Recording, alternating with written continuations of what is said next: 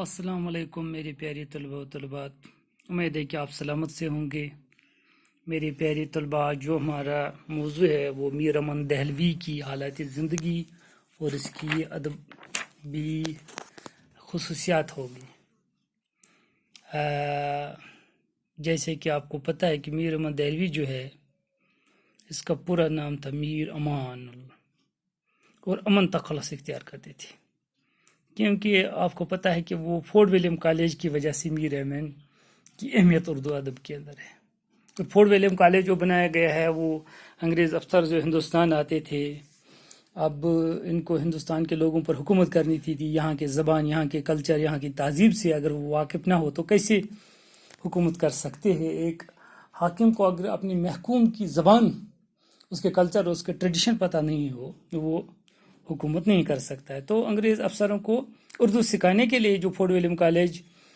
بنایا گیا دریائے ہگلی کے کنارے پر کلکتہ میں 1800 میں، جو لارڈ ولزی جب گورنر تھا تو اس کا سب سے پہلا جو ڈائریکٹر بنایا گیا تو وہ جان گلکرسٹ تھا۔ تو جان گلکرسٹ نے ہندوستان کے کونے کونے سے ادیبوں کو جمع کیا، جنہوں نے مختلف کتابیں لکھی ہے، مختلف کتابوں کا ترجمہ کیا ہے۔ تو میر امن دہلوی بھی اس کالج میں آ گئی۔ اس کالج میں کام کرنے والوں میں سب سے زیادہ مشہور ادیب جو ہے وہ میر امن دہلوی ہی ہے۔ اگرچہ اس کالج میں بہت سارے لوگوں نے مختلف کتابیں لکھی ہے، جیسے کہ اس کالج میں میر عطا حسین تھا، بینی نارائن نے بھی لکھی ہے کتابیں، بہت ساری ادیبوں نے لکھی ہیں، رجب علی بیگ سرور نے افسانہ لکھا، لیکن میر امن کو جو اہمیت اس کالج میں حاصل ہوئی وہ کسی اور ادیب کو حاصل نہیں ہوا۔ ان کا تخلص، کچھ لوگ کہتے ہیں کہ میر امن کا پہلے تخلص لطف ہوا کرتے تھے، لیکن اس تخلص کو آج تک بہت کم لوگ جانتے ہیں۔ اس کی ایک وجہ یہ بھی ہو سکتی کہ اس زمانے میں فورٹ ولیم کالج میں مرزا علی لطف نامی اور بھی شاعر موجود تھے، اور میر امن نے اپنی سب سے مشہور کتاب جو ہے باغ و بہار میں اپنا تخلص استعمال نہیں کیا ہے۔ تو میر امن دہلی کے رہنے والے تھے۔ جب دہلی کے حالات خراب ہوئے تو وہ کلکتہ پہنچے، جیسے کہ میں نے ابھی بتایا کہ جان گلکرسٹ نے ہندوستان کے کونے کونے سے ادیبوں کو بلایا، تو میر امن بھی وہاں آ گئے اور وہیں رہنے لگے کلکتہ میں۔ میر بہادر علی حسین کے توسط سے فورٹ ولیم کالج پہنچے، یعنی ڈائریکٹر تو نہیں پہنچا بلکہ میر بہادر علی حسین کے توسط سے۔ اور گلکرسٹ جو اس کالج کا سب سے پہلا پرنسپل تھا، ڈاکٹر جان گلکرسٹ، اس کی فرمائش پر انہوں نے فارسی کے مشہور قصے چار درویش کو اردو میں لکھا، ترجمہ کیا، جس کا نام انہوں نے باغ و بہار رکھا۔ باغ و بہار اتنی مقبول ہوئی کہ آج تک اس کی شہرت اور مقبولیت برقرار رہی۔ یعنی آج جب ہم اس باغ و بہار کا مطالعہ کرتے ہیں تو ایسا لگتا ہے جیسے آج کی لکھی ہوئی کتاب ہے، کیونکہ باغ و بہار کا مطالعہ کرنے سے اس وقت کے مغلوں کی تہذیب، ان کے کلچر، ان کے رسم اور رواج کا پتہ چلتا ہے۔ کیونکہ باغ و بہار میں میر امن نے سمجھ لو، میر امن نے اس باغ و بہار کے ذریعے اردو نثر، آسان نثر کا ابتدا کیا، کیونکہ اس باغ و بہار میں کیا ہے کہ زیادہ فارسی کے جو الفاظ ہوا کرتے تھے وہ کم، ایک آسان زبان میں اس میں ترجمہ کیا۔ شاید اس خوبی کو دیکھ کر اردو کے جدید اردو کے بانی، فادر علی گڑھ تحریک کے بانی سر سید احمد خان نے اس خوبی کو دیکھ کر میر امن کے بارے میں ایک جگہ کہا ہے کہ میر امن کو اردو نثر میں وہی اہمیت حاصل ہے جو میر تقی میر کو اردو شاعری میں، یعنی جدید اردو نثر کے جو بانی ہے یا سر سید علی گڑھ تحریک کی بنیاد ڈالنے والے سر سید احمد خان بھی کہتے ہیں کہ جو اہمیت شاعری میں میر تقی میر کو حاصل ہے وہی اہمیت میر امن دہلوی کو اردو نثر میں حاصل ہے، کیونکہ ایک طریقے سے میر امن دہلوی نے آسان نثر کی ابتدا کی ہے۔ اس سے پہلے بوجھل، دقیق الفاظ جو استعمال ہوا کرتے تھے وہ کم ہونے لگے، کیونکہ اگرچہ بعد میں تو آج کے موجودہ دور میں پھر 19ویں صدی میں اگرچہ اس آسان نثر کی ابتدا سر سید احمد خان نے کی، جیسے کہ سر سید احمد خان کو the father of modern Urdu language کہا جاتا ہے، لیکن ابتدا تو میر امن دہلوی نے کی ہے، کیونکہ اس کتاب کی جو زبان اتنی صاف ہے، جیسے کہ اتنے سال بیت گئے، ایسا محسوس ہوتا ہے جیسے ہم اس باغ و بہار کا مطالعہ کرتے جیسے آج کی لکھی ہوئی کتاب ہے۔ باغ و بہار کی سب سے بڑی خوبی ہے کہ اس میں جو 5 قصے پیش ہوئے ہیں وہ آسان اور دل نشین ہے، یعنی آسان سب کے سمجھ میں آ جائیں اور دل نشین ہے، زبانوں دل کے اندر اثر ڈالنے والا ہے، دل کو اپنی طرف مول لینے والی ہے قصے۔ ان قصوں میں اخلاقی رنگ بھی ہے، حسن و عشق کی داستان بھی ہے،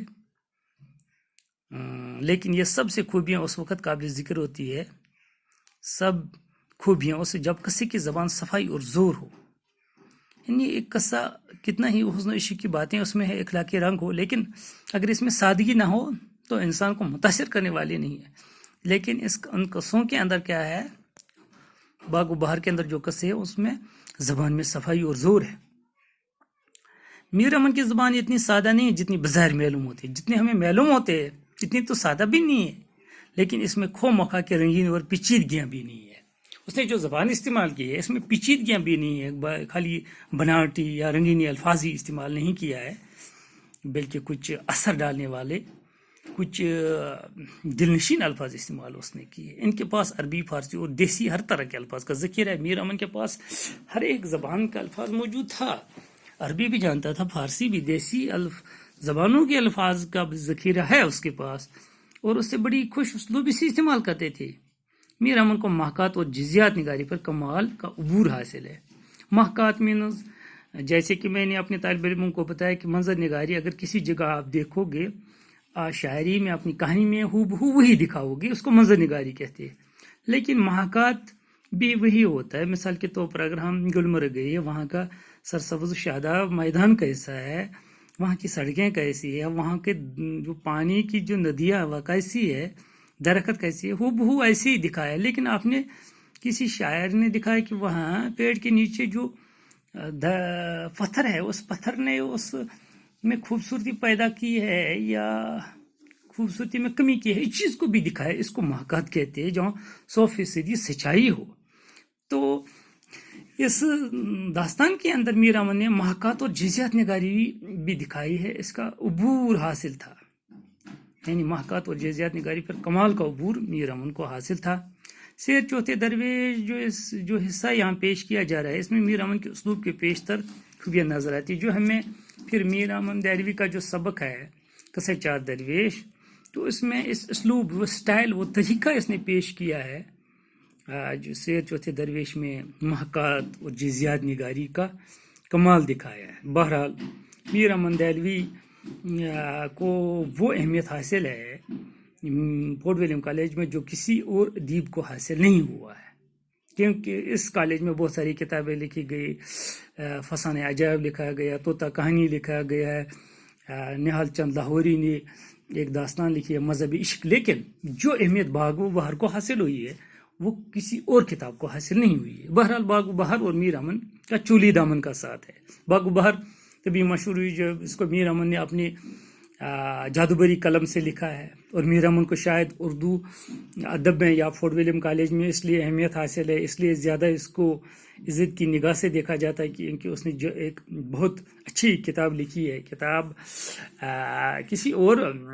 کتاب تو نہیں، تبازات کتاب نہیں ہے، بلکہ کسی اور فارسی کے قصے کو ترجمہ کیا جس کا نام رکھا گیا باغ و بہار۔ تو باغ و بہار کی وجہ سے میر امن کو اردو نثر میں یا فورٹ ولیم کالج میں اہمیت حاصل ہوئی۔ اس فورٹ ولیم کالج میں نے پہلے بھی بتایا کہ بہت ساری کتابوں کا ترجمہ کیا گیا، مختلف کتابیں ہندی، فارسی، ان کا اردو میں ٹرانسلیشن کیا گیا ہے، چاہے وہ انجینئرنگ پر کتابیں ہو، میڈیسن پر کتابیں، ان کو اردو میں ترجمہ کیا گیا تاکہ انگریز لوگ جو اردو زبان کو سیکھیں۔ تو بہت ساری داستانیں لکھی، کم سے کم 50 سے زیادہ کتابیں لکھی گئی، لیکن جو اہمیت باغ و بہار کو حاصل ہوئی، میر امن دہلوی کی کتاب باغ و بہار کو اہمیت حاصل ہوئی، جو افادیت اس کو حاصل ہوئی، جتنی مشہوریت اس کو حاصل ہوئی، وہ کسی اور کتاب کو حاصل نہیں ہوئی۔ شاید ابھی جو میں نے بتایا سرسید احمد خان بھی مجبور ہوئی ہے یہ کہنے پر کہ میر امن کو اردو نثر میں وہی مقام اور وہی اہمیت اور وہی رتبہ حاصل ہے جو میر تقی، میر جیسے بڑے شہنشاہ غزل کو جو اردو شاعری میں حاصل ہوا ہے مقام، وہی مقام میر امن دہلوی کو اردو نثر میں حاصل ہے۔ بہرحال میر امن دہلوی جو بھی میں نے بتایا کہ آسان نثر کا انہوں نے ابتدا کیا، اس سے پہلے بوجھل، دقیق اور غیر جو نامناسب جو دقیق الفاظ ہوا کرتے تھے استعمال، ان سے چھٹکارا دلایا میر امن دہلوی نے. ایک آسان نثر کی ابتدا انہوں نے کی، لہٰذا میر امن دہلوی کو اردو ادب کبھی فراموش نہیں کر سکتا ہے.